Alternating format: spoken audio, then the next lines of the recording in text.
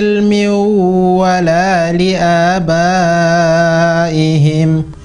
كبرت كلمة تخرج من أفواههم إن يقولون إلا كذبا فلعلك باخع نفسك على آثارهم إن لم يؤمنوا بهذا الحديث أسفا إنا جعلنا ما على الأرض زينة لها لنبلوهم إنا جعلنا ما على الأرض زينة لها لنبلوهم أيهم أحسن عملا وإنا لجاعلون ما عليها جرزا وإنا لجاعلون ما عليها صعيدا جرزا أم حسبت أن أصحاب الكهف والرقيم كانوا أم حسبت أن أصحاب الكهف والرقيم كانوا من آياتنا عجبا إذ أوى فتية إلى الكهف فقالوا ربنا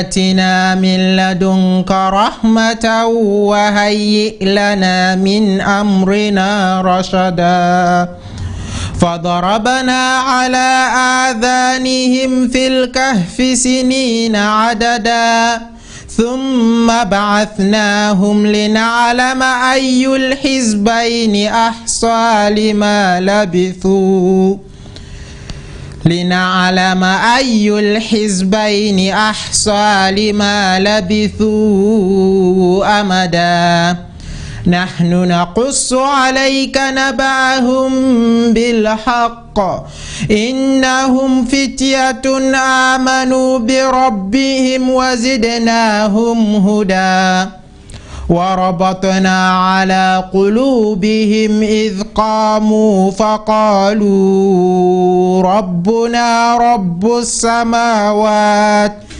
ربنا رب السماوات والأرض لن ندعو من دونه إلها لقد قلنا إذا شططا هؤلاء قومنا اتخذوا من دونه آلهة لولا يأتون عليهم بسلطان بين فمن أظلم ممن افترى على الله كذبا وإذ اعتزلتموهم وما يعبدون إلا الله فأووا إلى الكهف ينشر لكم ربكم من رحمته ويهيئ لكم من أمركم مرفقا وترى الشمس إذا طلعت تزور عن كهفهم ذات اليمين وإذا غربت تقرضهم ذات الشمال وهم في فجوة منه ذلك من آيات الله من يهدي الله فهو المهتد ومن يضلل فلن تجد له وليا مرشدا وتحسبهم أيقاظا وهم رقود ونقلبهم ذات اليمين وذات الشمال وقلبهم باسط ذراعيه بالوصيد لو اطلعت عليهم لوليت منهم فرارا ولملئت منهم رعبا وكذلك بعثناهم ليتساءلوا بينهم قال قائل منهم كم لبثتم قالوا لبثنا يوما أو بعض يوم قالوا ربكم أعلم بما لبثتم فابعثوا أحدكم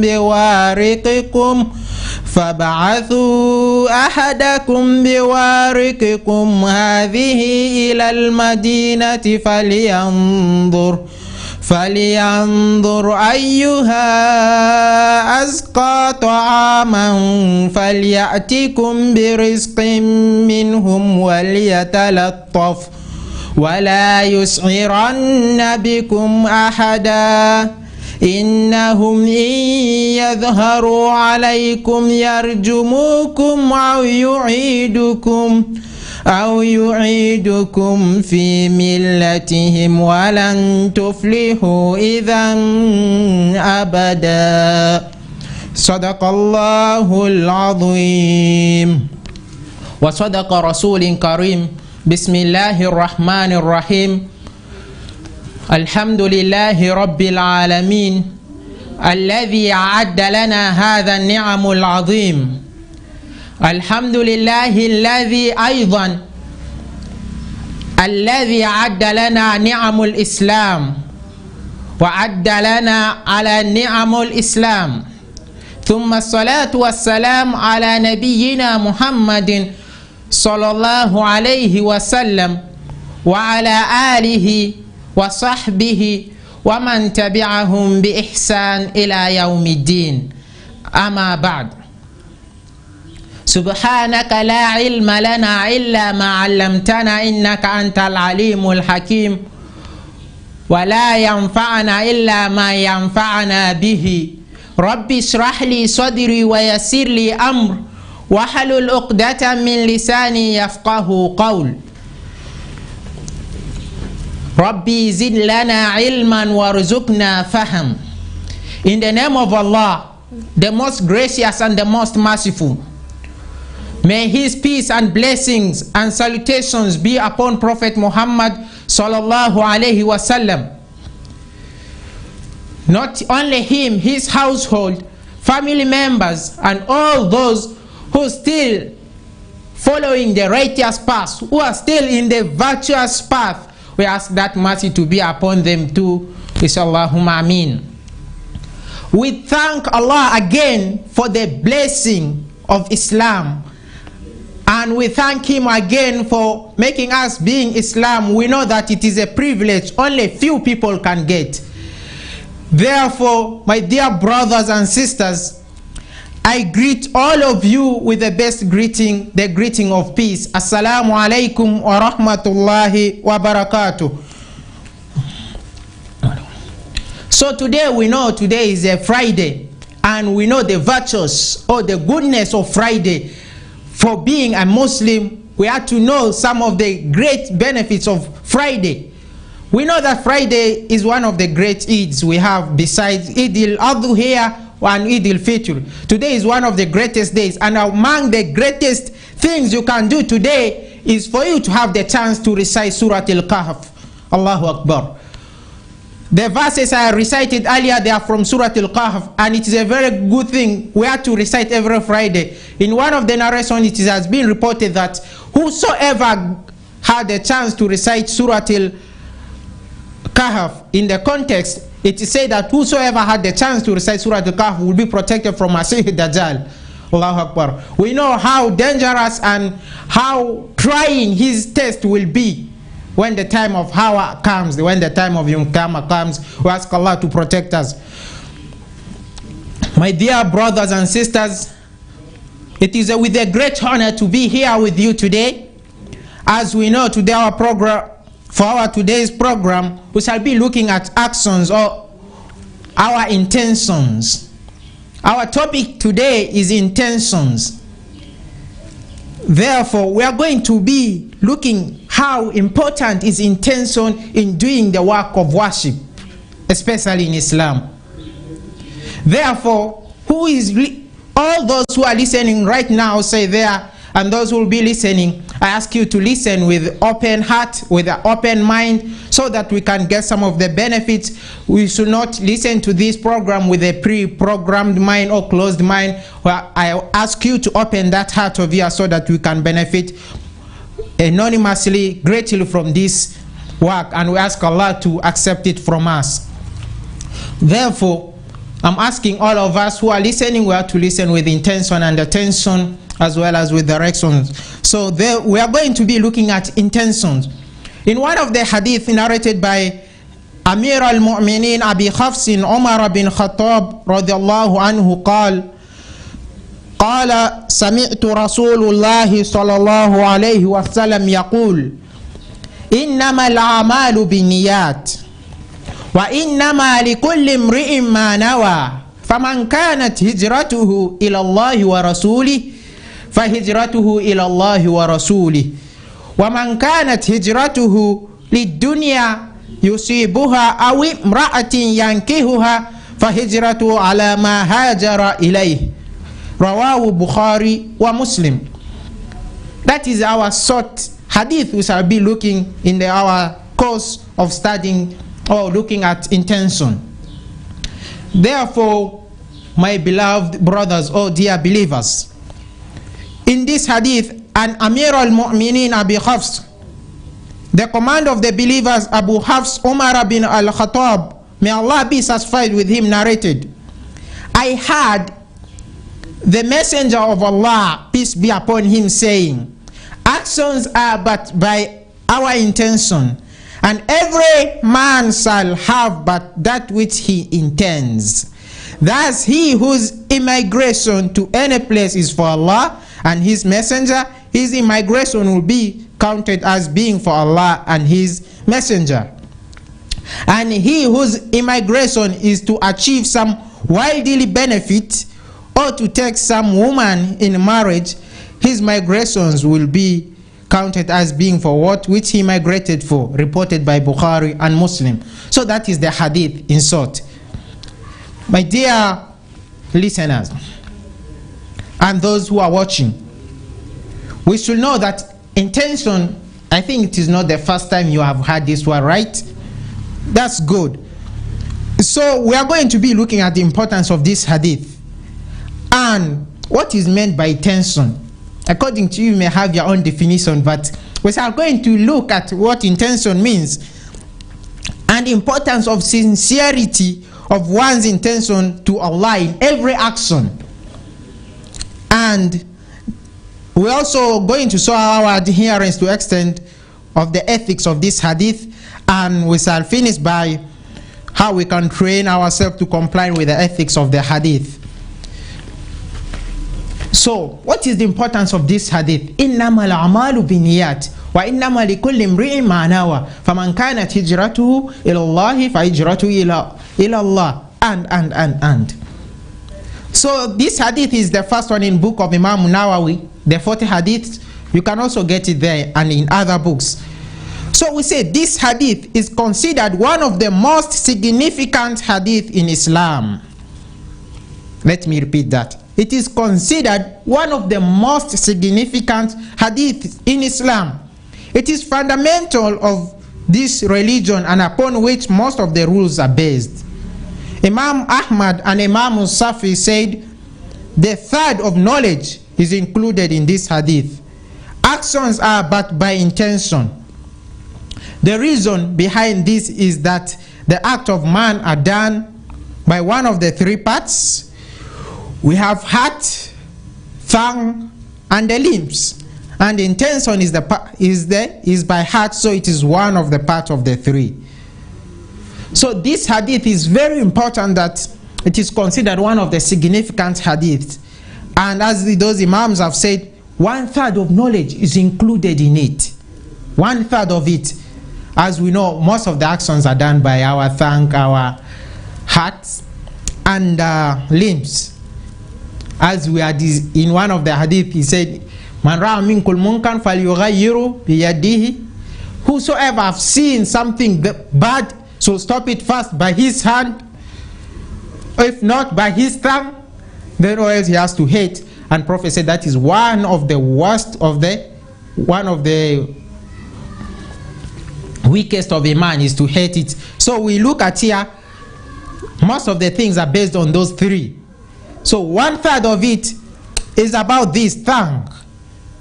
Therefore, the hadith is very important for the religion. So it is so paramount that we have to understand it's important in that way.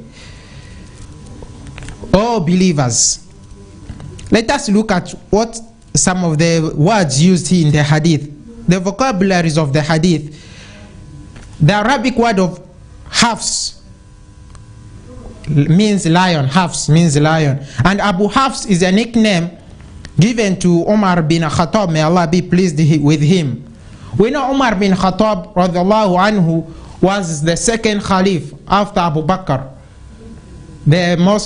After Prophet, there were Khalifs. So after Prophet, it was Abu Bakr, and then after Abu Bakr, it was Umar bin Khattab. And Umar bin Khattab has contributed in Islam so enormously that up to the extent he was among the 10 who are granted paradise when they are still alive. Prophet was mentioning, so and so you are going to enter into paradise. You are going to enter paradise. You are ready for someone for paradise. 10 people, before they died, they already know that they are going to enter paradise. How lucky they were. And me and you, we have not yet known our fate. We ask Allah to make us among those who will be entering to paradise. Allahumma ameen. So it was among those 10 who were say that you are going to enter into paradise. They know that. Guess what? The most surprising part was that they became more fearful and more contented with their actions, up to the extent that they fear that anytime now that they have been mentioned that they are going to enter into paradise, that was a big trial for them. That they have now confirmed you. They fear that anytime they can do something bad which may make them, they revoke the license that they are already entering to paradise.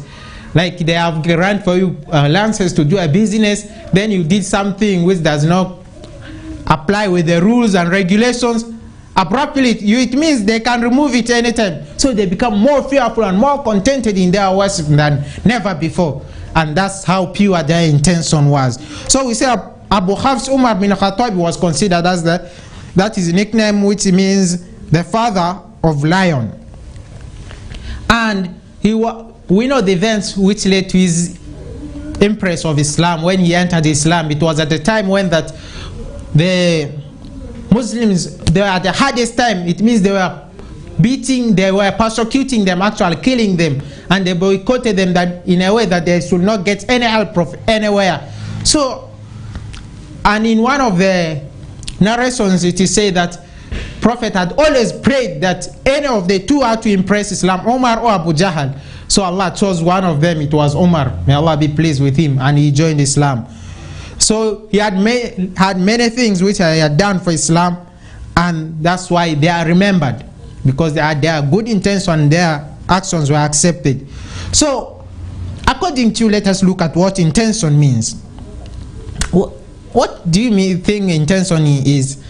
Okay, we can take the dictionary definition of intention, what it means. We know it is something from heart, right? As we had seen in the first importance of the hadith. Yeah, it is something from heart. But what does it mean? The word intention, lexically or in the literature, in the words, signifies a course of action that one proposes to follow. It signifies, it shows course of action that one proposes to follow. Something you want to follow doing it. For example, you say, today I want to go to mosque. You look everywhere, you are going there to mosque. Today I want to read Quran. The whole day you don't have time, at least in the evening you got the time, you open, you read Quran. Today I want to fast. You see, you fasted. And that is what we mean by, in a layman's term, the word intention means proposed course of action that one proposes to follow. In the wide meaning, it is the resurgence of the heart to what it seems in accordance with a purpose, whether causing benefit or avoiding harm. According to the scholars of hadith, intention means the directing will towards an action for seeking the pleasure of Allah and as a sign of surrendering to His command. Let me break that down. In a wide meaning, it is resurgence of the heart to what it sees in accordance with the purpose, whether causing benefit or avoiding harm. So it's just something from the heart which it sees, if I do it, I will benefit from it, or if I have leave it, or if I've done it, I will avoid harming, something bad happening to me. So we say that is intention in wider meaning. And according to the scholars of hadith, intention, let us hear this. Intention means directing will towards an action for seeking the pleasure of Allah, and a sign of surrendering to His command. It means it is that will for the seeking pleasure of Allah and surrendering to His command. And for every actions you do in Islam, that is very paramount. Why? Because we are going to look at it in the context of the hadith. Most of the actions of Islam, they are based on the intention. That's why we say this hadith is very important. And let us look, we used in the hadith immigration, hijrah. In Arabic, in a layman's time, it means departing a place to another.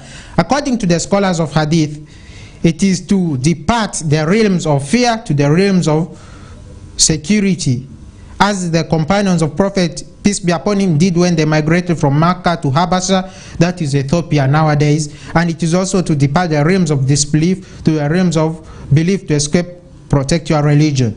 So if we talk of hijrah or migration, this is what it means. It means departing, moving from one place to another. Migration, we know those who learned it in primary. Migration, rural, urban migration, urban, rural migration, all those. So we mean, if we talk of migration, hijrah, it means moving from one place to another. And according to the scholars of hadith, it means it is to move from the realms of fear, the realms of security as a companion. For example, if you fear in some place and you move to another, that is according to the scholars of hadith. You move to another place, we say that is hijrah. For example, when the companions did, when they moved from Makkah to Habasha in the first time of Islam, when Prophet started his mission of calling people to Islam, at the Makkah, the environment was hostile, harsh. They don't want them there. So it was hard. So the Muslims were in fear, they were killing them and they were starving them. It means they boycotted them. So Prophet gave them permission to go to Habasha, the current day Ethiopia. One of the kings there was Najashi, a king there. He was a Christian. He accepted them when they told about the signs. He asked them some questions. So they mentioned them, they were related to what they had known, because they had the knowledge of the book. They are called the people of the book. So they had the knowledge. So that is the first migration in Islam, the first hijrah. And the second one was when Muslims moved from Mecca to Medina.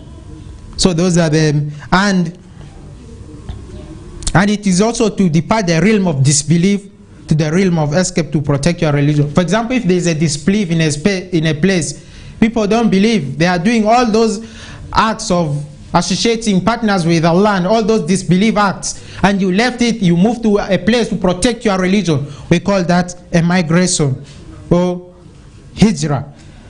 And to Allah, we mentioned in the hadith, whosoever his migration is to Allah, means to a place of his pleasure by intention and direction. For example, if you move to a place by your intention and direction for the pleasure of Allah, we call that to Allah. That it means it is to Allah.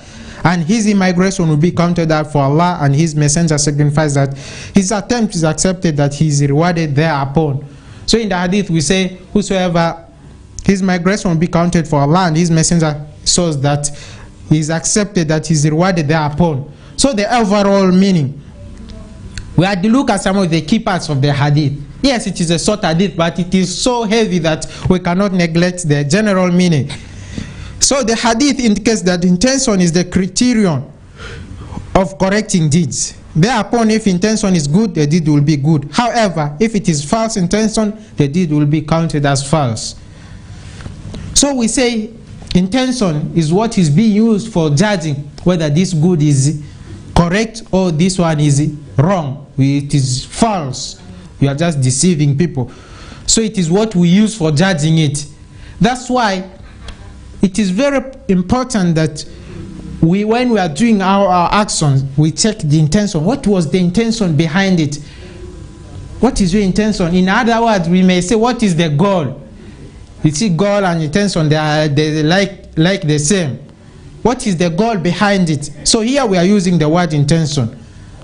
Moreover, his peace be upon him in statement in the hadith, actions are backed by intention, means that the validity of the actions or the acceptance of this is relying on the intention. In addition, this is the opinion of Abu Hanifa. May Allah peace be upon him. These are to be accepted, it is by intention. That's why actions like Siyam, fasting of Ramadan, to determine that it is a Ramadan, your intention has to be at night. You bring it at night before the day breaks. You say, tomorrow I'm going to fast. That is the goal.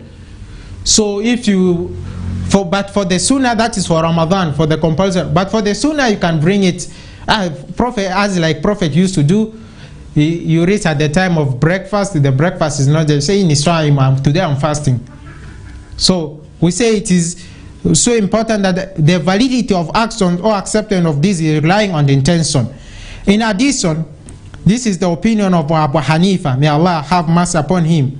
Moreover, there are some exceptions of the action, such as the removing of the impurity, rendering the unlawful acquired, reaching the present, and so on. For its validity is not based on the correct intention. However, the reward according to it is based on the intention to get closer. For example, we say that the validity of the actions or the acceptance of this is based on the intention. But for some of the actions like removing impurity, moving from rendering unlawful acquired things, reaching to some present place, going, we say those ones, they are exception. But for religious acts, or if you are, let me break this one, if the actions of impurity, for example, you had gone to toilet or to the washroom, those ones, there is exception for them. It is not based on the intention. We know it is a nature's code. So those ones, there is exception. However, the reward according to it is based on the intention to get closer. From this, the case when someone feeds his amount of money, if he intends by doing so to the observance of the command of Allah, he is rewarded thereupon his intention. However, if he intends only to preserve his money, there is no reward for him. For example, if someone's intention is, when giving his money, is to feed, just to feed the command of Allah. Allah say, mentioned in many places, those who feed for the sake of Allah, the poor, the needy, the orphan, for them there is paradise. In many verses it has been mentioned, and one of the best verses it's in Surah Al-Insan, Ihsan, I mean, it say that those who, they say, إنما نطعمكم لوجه الله لا نريد منكم جزاء ولا شكورا, that we feed only for the pleasure of the, إنما يطعمكم لوجه الله, we only feed for the pleasure of Allah, to get the pleasure of Allah. لا يريد منكم جزاء ولا شكورا, for us we don't need any reward or any thanks from you, ولا شكورا, oh you give us something in return, no, we don't want. Who are they? Those who feed the maskins, the poor, the orphan, and the one who has been a captive. So if you feed in such a way, we say you are rewarded upon that intention there and then. But if your intention is to preserve or to exempt taxes, you just say, there's a tax, the deductible tax. For you, I just want to preserve your money, or you are just giving away that you want to preserve it. We say, upon that intention, it means it is the opposite, you will not get the reward. There is no reward, with the exception of the horse of the fighter in the cause of Allah. If it drinks and he does not want to drink, it is rewarded. As shown in the collection of Sahih al-Bukhari, this is the case also with the wife and closing of door, turning off of the lamp at sleep. If he, the Muslim, intend by his attempt observing the command of Allah, he is rewarded thereupon his. However, if he intended by his doing so another thing, then there is no reward for him. So we say actions are judged by our intention, but there are exemptions. For example, we say if your intention was to give money, to preserve it, there we say you get the reward. But if it is just for other, you have other intentions behind it, we say you don't get the reward. And the exemptions, for example, one's horse, when you take it to drink and it refuses, you still get the fight, but the horse is fighting the path of Allah, we say you get the reward. Even when it comes to a wife, you tell him her to do something, she refuses. Those exemptions, or closing of door, we don't consider their intention. If they have done it, it means if they don't do it, but there we consider it as a good thing. Those are the exceptions which we say are these ones. They have left the gap there. So if you don't do it, no reward, but if you do it, there is a reward, and that is there. Moreover, the intention is necessary to distinguish the habit from the worship, or to distinguish the ranks of acts of worship from each other. Now, why do we say intention is very important? We say, one, it shows the validity of an action. This one is accepted, it is based on your intention. We check what is your intention behind it, or what is the goal, what is your motive. And secondly, we say intention is necessary to distinguish the habits from the worship. You see, some people have worship habits. For example, someone who likes to dress on kanzu all the time or cape, that may be a habit. You see, Arabs, they do that all the time. For them, they like putting on kanzu. But that is not, if they are just, it is a habit, but it may not be a worship. So there we use the criteria of intention. What is the intention of putting on it? For example, if you put it to go for worship, there we say the intention is correct one. Or if you just wearing as a cloth, it is also the intention. So an example for the fast, sitting inside the masjid or mosque, this can be taking a rest or as a habit, or do so with the intention of itikaf, retreating the mosque as a kind of worship. The borderline between worship and habit is intention. In addition, this can also apply with respect to al-ghusl, taking of bath. One can take the bath with the intention of removing his janaba, state of impurity, or just clean his body as a habit. The distinctive here is the intention. To this means that Prophet referred when someone asked him about a man who fights for showing of zeal and courage, and any of this is considered in the cause of Allah. The Prophet answered, whoever fights in order to make the word of Allah the highest, then he is in the cause of Allah, reported by Al-Bukhari. So here we say we are looking at the intention being to distinguish between habit and worship. We had mentioned about the dressing code. For example, another example is this one. Someone who always sits in the mosque, for example, he just sits there as a habit to take a rest, or he goes there for itikaf. Itikaf, it means he removes himself from all those other itikaf, not necessarily that one of we do in Ramadan where you, the last 10 days. Yeah, that one is itikaf. Or someone that is itikaf, it means you leave all the worldly affairs behind. You come after the day, itikaf. And literally it also means when you go to the mosque for some time, you leave all those other things behind, just there. So it is the intention. Someone who always goes to the mosque does not necessarily mean that he goes for itikaf. He may go there and rest. We can see that we know that these days there are many mosques, and in the towns, someone, you go and rest there. So if you go and rest, that is not a worship, that is a habit. And if you go there for example, you go there to read Quran, you go and remember Allah, do dhikr, we say that one is a worship. It is intention which determines that. And also when one performs janaba, when one is performing ghusl, I mean, for example, when you have had some of those circumstances which require one to perform ghusl, you have janaba, impurity from having sexual intercourse, or you have completed your menstrual cycle, or you are from post-childbirth has ended, or you have impressed Islam after washing a dead body, all those actions. When you are performing those actions, they necessitate washing ghusl. But when you don't have those ones, you just you wash it all the time, you take like a normal walk. So that is the difference. So the difference there is ghusl, removing the state of impurity, or just to clean his body as a habit.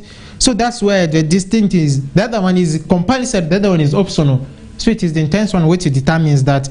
And when it was asked about there was a man during the time of battles, for him, the companions asked, what about the one who shows off when it is time for battle? Okay, during those days, Arabs, when they go for fighting, for them they have a habit, before you first provoke each other with words, you show off, you first show how your strength is.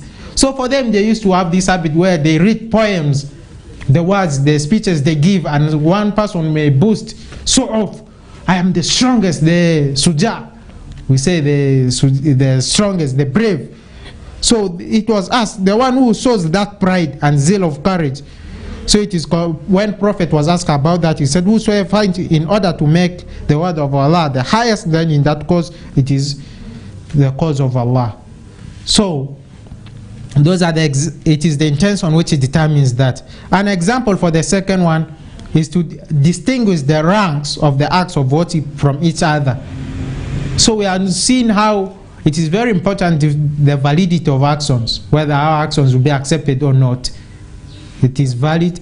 Or the second one, we say intention, it is necessary to distinguish between a habit and a worship. And last, we say it differentiates between ranks of worship. An example for the second, the distinctive to the rank of worship, the one who prays 4 rakahs, he can intend them to be for the obligatory prayer zuhr, and it can also intend them as voluntary prayers of sunnah. The distinctive here is the intention. For example, it is intention which uses to differentiate the levels of our actions. For example, we know that there are optional sunnahs before zuhr, 4 rakahs, 4. And zuhr also has 4 rakahs. When one prays, if your intention is for the sunnah, it will be recorded for you as a sunnah. But if your intention is for zuhr, that voluntary, if it is that obligatory one, that is the intention which is considered. So it is our intention which determines whether this is a sunnah act or it is a farad one. So his statement, Prophet peace be upon him, that whose immigration to any place is for Allah and his messenger, his migrations will be counted as for Allah and his messenger. Signifies that who intends by his immigration to a place for the sake of Allah and his messenger, his migration will be counted as being for Allah and his messenger. And he whose migration is to achieve some worldly benefit or to take some woman in marriage, his migration will be also counted as being for that which he has migrated. So we had to look at the circumstances where one migrates for the sake of Allah and Prophet. We had mentioned that, you leave a place, for example, these days, the current day, where if you speak of some of the contemporary issues which are touching the society, you mention them and you are all the time on them. There are a group of people who want to persecute you. They make sure that you are removed, so you can move to a safer place, to a safer country where they can accept you there. So we say that one is migration for the sake of Allah, to protect your religion. That one we consider it as a migration for Allah. Or else if your migration is just for to achieve some worldly benefit, you are tired of your country, you are moving to the next one. Or to take some woman in marriage, his migration will be counted for that which he is migrated for. Or you are pursuing some lady, you wanted to marry her.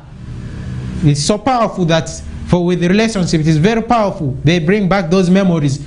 So you are interested in her, she has moved to another country, you met when you are young, but you still have the connection, or the affection is still there. You start to pursue her. Let us look at this example. It is reported that a man migrated from Mecca to Medina while not intending the virtue and the reward of the hijrah migration for the cause of Allah.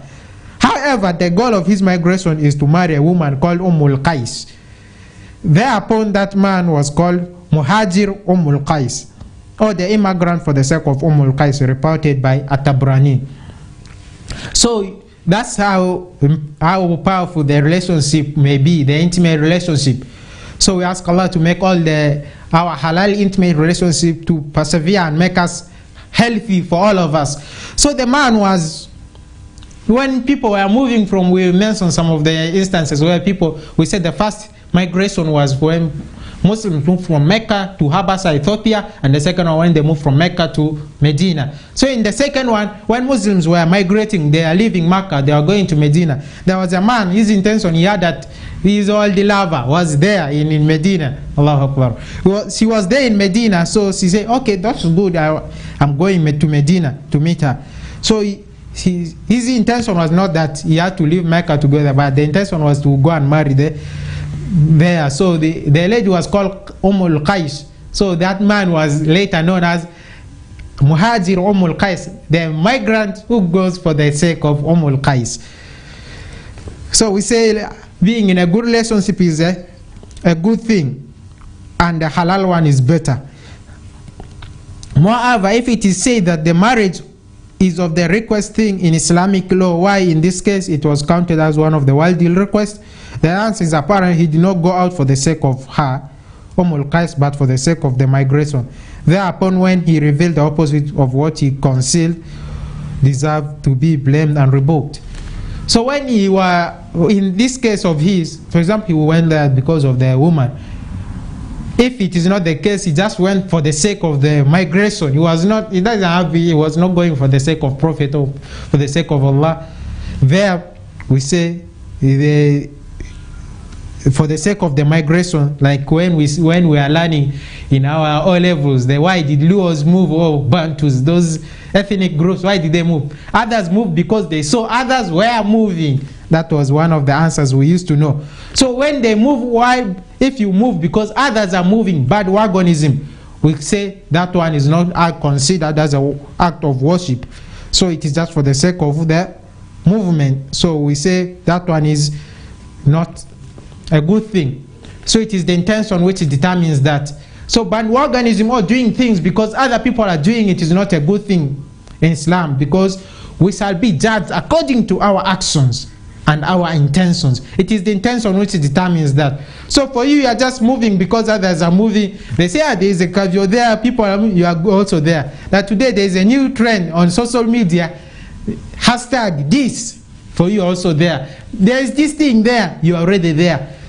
Moving like air, as air is moving. This wind is moving this direction, you are in this direction. So that is not how a Muslim is supposed to be. That's why the man had to be rebuked. And they had to be, when he revealed that his intention was just to go for the sake, not for the woman, they say it's not a good thing. So you have to be, that type of action is not accepted. So as a Muslim, you need to have your goal, your purpose. You don't need to just move like air. That's why Prophet Allah was saying, أَفَحَسِبِتُمْ أَنَّمَا خَلَقْنَاكُمْ عَبَثًا. Do you think that we just created you without purpose, just there to play around? He was asking, do you think that you are created without purpose, just to be following people blindly? That is the beauty of Islam. You don't need to follow anything blindly. You ask for what is your evidence? What has Quran said? What has Hadith said? What do scholars say? And you can also judge for yourself. That's why Allah emphasizes for us, it is we call it the mind, intelligence. You see, there are more than 700 verses in Quran which talk about intelligence. That, oh, you people of understanding. That's why in our nation, in our time, there is no need for miracles, because we can explain them with technology and science. As much as technology is advancing and science is at its peak, no need for miracles, we can explain them. So that's why it is your intelligence they are questioning. Oh, people of understanding. Oh, learned people. That's how Quran addresses it. So we say following people with such kind of, just because they are moving, because it is moving, it's not an accepted thing. That's why we say on that day, some other people's actions will be abandoned. It will be in a smoke when they be thinking that, at least I've carried some good deeds. When in the time of day of Qiyamah, there will be shown as a smoke, like the clouds moving. This is what you have brought. No real weight. So we ask Allah to protect us and to not make us among those who follow others blindly. Allahumma ameen, because we may need that in our current times where the trials are very high. And his statement, his migration will be counted as for that which he has migrated for, means that there is no reward for he who intends by his pilgrimage the trade and the visit. For example, if you are moving, your migration is just for the trade or for the visit, you just to tour, you are a tourist, then your migrations will be considered for that. The meaning of hadith must be referred to the case when the motive to the pilgrimage is the trade. If the motive is the trade, then it is written for him the reward, and the trade is after it. Nevertheless, his reward is incomplete if compared with the person who went out aiming only at the pilgrimage. In case the motive is both pilgrimage and trade, it is likely that he gets the reward. This is because his migration is not totally the worldly purpose. In addition, it may be other than that. This is because he mixes deeds of the hereafter with the one of the world. However, the hadith based on the rule on your pure intention. However, he who intends both, it is not said on his behalf that he intends the worldly alone, and Almighty Allah knows the best. So, for example, if your motive for people who go to pilgrimage, you have another motive. You want to have a global expansion. You want to start to export. So you are going to Makkah. You want to go and establish links there. But first, you wanted to go for pilgrimage first. On that regard, you are given the reward for your pilgrimage, and that one of trade is considered later. But it is not comparable to a person whose only motive is just for purely for the Hajj. He only goes for the Hajj only, or he just goes there for the pilgrimage only. So it is not the same. You are not considered the same to that person. So who has done both is not. We cannot say that he has mixed both, but Allah knows the best. Therefore, we say our intention is very important for us when it comes to the work of worship. Therefore, my dear brothers and sisters, we have to know that intention is very important. So it is intention which determines whether our actions are accepted or not. And when you have a good intention to do something, it is the same intention you need to have after you have done the thing. Let me break it down for you. For example, your intention is to, for example, it has been a couple of days, we are from Ramadan. Your intention was to fast Ramadan. The intention has to be before. So your goal was to fast. Then when Ramadan has got finished, you need to also have that same intention. Why? Let me tell you. It is our intention which is to be the one which determines where our actions are accepted. So it has to be the qubul, the acceptance, which has to be the intention. So that the intention has to be afterwards, so that you can protect the good deeds you have done. You see, many people today, they spoil their good deeds before they even get finished with them. You had a good intention of doing something good, and afterwards you spoil your intention. So the intention has to be there to protect that good deed. I don't know whether you understand what I'm saying. The intention has to be there to protect what you have done. So what after intention, which is so paramount, is the acceptance of that deed. So if the intention is there, the acceptance will be very easy. It's just like going to school. For example, your intention is to be admitted to a particular course, you want to pursue a particular degree. So after that, you have to protect that intention until you finish all the course units. Not that you have finished the first semester, first time, you're already on different thing. After that one, you need to make sure that you get the papers. Then you need to protect the papers unless you get yourself in dubious acts, something which cannot spoil your papers. It is all in air, nothing, you have gained nothing. You see, we do it all the time here in the world. So it's the same thing with your acts of worship. You intend to do good thing, you have to protect it. So you need to have the intention after when you have done the thing. So that's why it is the sincerity which is very important. So let us look some of the benefits we get from the hadith. One, whosoever, the first benefit, whosoever intends a righteous deed and is prevented from it because of urgent excuse such as disease, death, or the like, is rewarded according to that extent. So one of the benefits of this hadith which Prophet had talked about, we say that intention is the one which determines whether good things are. So if you have intention for doing a righteous deed, something good, and you are prevented by urgent excuse, for example, you decided to fail sick or death or whatever reward, whatever it is, you are considered that you have done that thing. Allahu Akbar. You see how powerful it is. But to have correct intention is very difficult than that. Just you have the intention. For example, you say, for like someone who intend that today I want to go to mosque. But when he was on his way, he intended to go to mosque, but he decided to got an accident on the way. It is written for him that he has gone to the mosque. How merciful our Maker is. Allahu Akbar. Let us look at that. And it is also the same thing. You see, many times I tell people, these days only a few people go for Hajj. And we in Dhul Qa'dah, the 11th month of Islamic calendar, it is a Hurum, a month which is sacred. These are among the sacred days, and one of the key activities is that people go for pilgrimage. Only a few people go these days. I don't know how many are going from our region. We don't know. But we expect many people to go. Why? Because these days people don't have the intention to go there. That's why if you have the intention to go, other means will become easy. Now if you say, why are you not going to Hajj? I don't have the money, my family. The person can list for you all the problems. Allahu Akbar, may Allah make our problems easy for us. But we don't have the intention. Even if they say the money is here, we can solve this.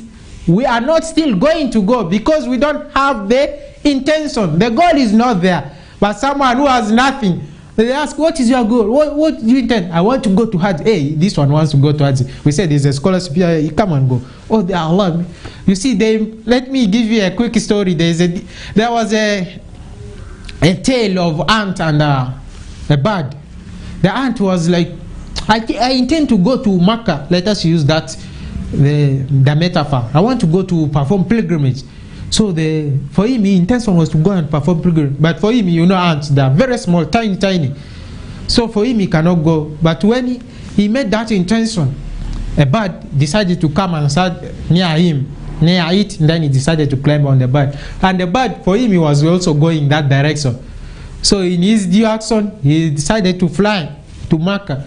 When he landed, the ant came down. That's how Allah make it easy. So it had the intention of going to Makkah, Allah make it easy for it. A bird came, it just there, boom. That's how easy it is. Intention, correct intention. So we say we are not going there. Oh, our actions are not that pure because we don't have the intention of doing them. Not that we don't have the means. We have the means. We are healthy. We have the wealth. We don't need to look wealth in other way around. There are many ways of the wealth. You see, we have the good health. Other people don't have. We have the freedom of the time. Others don't have that. So even the material wealth as well, others don't have. But we don't have the intention. Why do you think we can go? Even it is the same thing. There are a lot of busy other voluntary acts of worship like fasting. But we are not doing because what? We don't have the intention. Because we don't have the intention. Therefore, let us look at the second benefit as we complete our program. The deeds are not valid except with intention.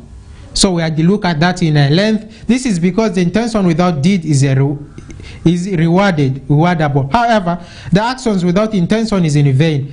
The example of the intention in action is like the soul in the body, and the body is nothing if there is no soul. In addition, there is no appearance for the soul in this world without its being in the body. So the second thing we need to know is that actions which are without, we say these are valid with intention, but intention without deed is rewardable. If you have the intention but you have not done something, it is rewardable. It is just like a soul being in the body. The soul not being in the body, it is no use. And we have seen the appearance for the soul in this world without its being in the body. And for the body to appear, there has to be soul in it. That's how intention it is. You don't need to see it, but it is very important. The hadith guides us to the sincerity in deeds and greed in order to get rewarded and recompense in the hereafter and attain guidance and success in this world. So the second benefit, we need to have sincerity. We need to be sincere in doing our acts of worship. That's why the complete verse, Surah Al-Ikhlas, Surah of Insincerity, Qul Huwallahu Ahad, was revealed. So it is named sincerity. That's why it is very important. We need to have sincere intentions of doing actions and after they are done. And any beneficial and good deed with intention, sincerity, seeking the pleasure of Allah is counted as an act of worship. So anything you have done with the sincerity, intention, is for the pleasure of Allah, it is considered as an act of worship. For example, you go to school, your intention is sincere, is to help others, we consider that as a worship. So maintain to improve your intention and sincerity for the sake of Allah the Almighty. So you have to improve your intention and sincerity for the sake of Allah at all the times. And it is very important to take a moment, especially when you are doing something of good, you feel that your intention is going out. You take a moment and renew that intention. Say intention is to this. Just a brief moment of thinking about it. I'm going wrong. So that's how we have to always stick to our intention, because it's very important. And after we have done a good thing, we have to ask for acceptance, that Allah will accept it for us. Allah had to accept it. That's why Ibrahim and Ismail, when they finished building Makkah, they asked, Rabbana taqabbal minna innaka anta samiun. Oh Allah, accept this service of ours from us. So it is their intention which determines that. So that's how we have to maintain the intention. We ask Allah to make us among those who always have correct intentions when doing things, who have sincerity in doing them, and we ask Allah to make that these are accepted. With that, I've come to the end of the remark of our tonight's program. So if there's anything we have to do from today, we have to do it with the intention. That's how important it is, and we have to do it with sincerity. And after that, we have to ask for the acceptance of Allah, and we ask for Allah's forgiveness. If there is something we had mentioned here which has annoyed Him, we ask for His forgiveness, and we have to accept this one from us. And if we had mentioned something which had annoyed you outside there, we also ask for your forgiveness too. So we akhiru da'wana wa alhamdulillahi rabbil alamin. Allahumma taqabbal lana salatana wa qiyamana wa sujudana wa tawbatana ya arhamar rahimin. Allahumma ij'al lana jam'ana hadha jam'an marhuma wa tafarraqna min ba'dihi mu'ayyadan ma'suma wa la taj'al alayna thaqiyatan wa la matruda birahmatika ya arhamar rahimin. Rabbana atina fid dunya hasanatan wa fil akhirati hasanatan wa qina adhaban nar. اللهم اغفر لحينا وميتنا وشاهدنا وكبيرنا وصغيرنا وذكرنا وأنثانا. اللهم من أحييته منا فهي على الإسلام ومن توفيته منا فهي على الإيمان. اللهم صل على سيدنا محمد عبدك ونبيك ورسولك نبي الأمي وعلى آله وصحبه وسلم. سبحان ربك رب العزة ما يصفون وسلام على المرسلين والحمد لله رب العالمين. Allahumma amin. With that, we have come to the end of our tonight's program. We ask Allah to make our day today grateful. I say Jummah Kareem. We have to go for Jummah prayers. Bi-idhni Rahman. Assalamu alaikum wa rahmatullahi wa barakatuh. Allah